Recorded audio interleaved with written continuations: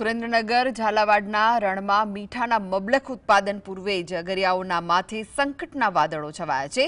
One વિભાગ દ્વારા 130 થી વધુ અગરિયાઓને લેન્ડ ગ્રેબિંગની ચીમકી સાથે રણ ખાલી કરવાની નોટિસ ફટકારવામાં આવતા ભારે રોષ જોવા મળી રહ્યો છે। વન વિભાગનો દાવો છે કે અગરિયાઓ પ્રતિબંધિત જંગલ વિસ્તારમાં ગેરકાયદે પાટા બનાવી મીઠું પકવી રહ્યા છે। બીજી તરફ અગરિયાઓનો આક્ષેપ છે કે ધારાસભ્યની મુલાકાત બાદ વેર ભાવ રાખી આ કાર્યવાહી કરાઈ રહી છે। જ્યારે મીઠું પકવાની સિઝન બરાબર જામી છે ત્યારે જ નોટિસો મળતા હજારો પરિવારોની રોજીરોટી પર તલવાર લટકી રહી છે। હવે આ લડત ગાંધીનગર સુધી પહોંચાડવાની અગરિયાઓએ ચીમકી ઉચ્ચારી છે।